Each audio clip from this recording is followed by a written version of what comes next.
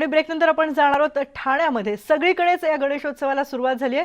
खरं तर गेल्या 2 वर्षात घरगुती गणेशोत्सव सुद्धा अगदी उत्साहाने मोठ्या जल्लोषाने साजरा करता आलेला नाही, पण यंदा मात्र सरकारने काही प्रमाणात निर्बंध शिथिल केलेत आणि त्यामुळे ठाण्यामध्ये मोठ्या प्रमाणात घरगुती गणपती बाप्पांचं आगमन होतंय। ठाण्यातल्या 5 पाखाडी इथे सिद्धेश गणेश कला निकेतन या अगदी जुन्या मूर्तिकारांकडे घरगुती गणपती घेण्याकरता आता ठाणेकर सकाळपासूनच यायला लागले।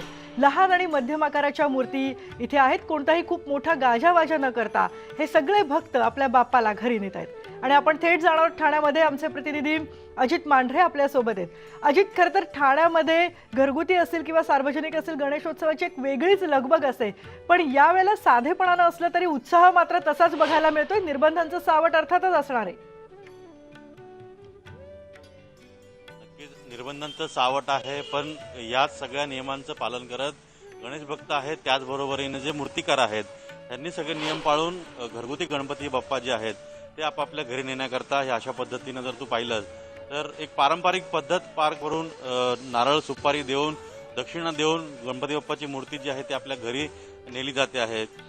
आश्चर्य म्हणजे यावर्षी ह्या जे हे सिद्धेश गणेश कला निकेतन जे आहे हे खूप जुनं मूर्तिकार केंद्र आहे। या ठिकाणी सार्वजनिक गणपती मंडळ जे आहेत त्यांच्या मूर्त्या जास्ती करून आहेत, कारण का सरकारने 5 फुटांपेक्षा जास्तचे निर्बंध लादलेले आहेत। यामुळे मोठ्या संख्येनं या कला केंद्रामध्ये सार्वजनिक गणपती मंडळ जे आहेत त्यांच्या मूर्त्या ज्या आहेत त्या यावेळी विक्री करता ठेवण्यात आलेल्या आहेत आणि मोठ्या प्रमाणात गणपती मंडळांनी जे आहेत ते नेलं देखील आहेत। घरगुती गणपती बाप्पाचं इथं जे आहे ते आपल्या घरी नेलं जात आहे बाप्पाला। तुम्ही जर पाहिलं की घरगुती गणपती आहे, सुरुवातीला जर कोरोनाच्या काळाच्या आधी एका घरातले आजूबाजूचे असे म्हणून 15 ते 20 जण एका गणपती बाप्पाला नेण्याकरता यायचे, पण आता फक्त 3 ते 4 जणच येतात आणि गणपती बाप्पा जे आहेत त्यांना इथून घेऊन जात आहेत। मी मगाशी म्हटलं त्याप्रमाणे हे अशा पद्धतीनं नारळ आहे, म्हणजे श्रीफळ आहे, पान सुपारी देऊन दक्षिणा देऊन गणपती बाप्पांची मूर्ती जी आहे जी आधी बुक केली होती ती मूर्ती नेली जाते। आपल्यासोबत काय भाविक आपण त्यांना विचारूयात। आता 2 वर्षानंतर आज तुम्ही गणपती बाप्पा उत्सव साजरा करतायत, किती उत्साह आहे? खूप छान आहे। या आधी गणपती बाप्पा आपल्याला पाहिलं साजरा करता येत नव्हता, आता सरकारने निर्बंध शिथिल केलेले आहेत। हे सगळं पाहता तुम्ही कसा उत्सव साजरा करताय? सगळे नियम वगैरे पाळून सगळ्या गोष्टी वगैरे डिस्टन्सिंग वापरून चाललंय। आपल्यासोबत या कला निकेतनचे सिद्धेश्वर आहे, सिद्धेश म्हणून आहे। सिद्धेश मित्रा, किती यावेळी घरगुती गणपतींचं बुकिंग झालेलं आहे, किती मूर्त्या आतापर्यंत नेलेल्या आहेत आणि साधारणपणे हे आत्ता ह्या दिवसात म्हणजे यावर्षीचा रिस्पॉन्स कसा आहे आधीपेक्षा कोरोना काळापेक्षा? जवळजवळ घरगुती मूर्ती जवळजवळ एक 300-350 मूर्ती घरगुती गेलेल्या आहेत आणि गेल्या वर्षीपेक्षा तर एक जास्तीने 10 ते 15% रिस्पॉन्सच आहे। जो पहिला 100% असा तो आता 50%वर आलेला आहे या कोरोना काळामध्ये। पण मधल्या काळामध्ये 0% रिस्पॉन्स होता, कारण सर्वच बंदी होती।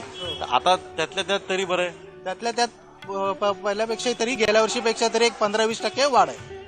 ही अत्यंत सुबक मूर्ती आहे की मी थोडं विनंती करतो, कव्हर काढून दाखवलं तर जर पाहिलं तर ती नऊवारी साडी आहे। नऊवारी साडीच्या साडीनं फेटा बनवलेला आहे आणि छान असा तुरा लावलेला आहे।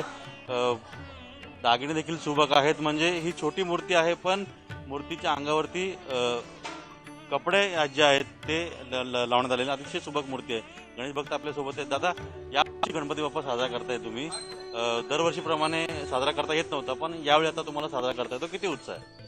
खूप छान उत्साह आहे। गणपती म्हटलं तर मांगल्याचं पवित्र आहे आणि गणपतीच्या यांनी खूप घरात असं सगळीकडे वातावरण चांगलं आहे। जरी कोरोना असो काय असो, बाप्पाचं जे काय असतं पूजापाठ हे त्या नीतिनियमाने बरोबर तो करून घेतो आणि करत राहणार। मला वाटतंय बाप्पा जो आहे तो आता बाप्पाचं आगमन झालेलं आहे आणि आता बाप्पाच्या आगमनाने कोरोना जो आहे तो जाईल। हो, 100% तरी वाटतंय, कारण का बाप्पाचं सगळ्यांमध्ये छत्रछाया असतेच आणि कोरोनाचं म्हणजे कसं अजित, ठाण्यामधल्या या लोकांच्या प्रतिक्रिया, भाविकांच्या प्रतिक्रिया ऐकायला नक्की आवडेल। आम्ही पुन्हा तुझ्याकडे येणार आहोत।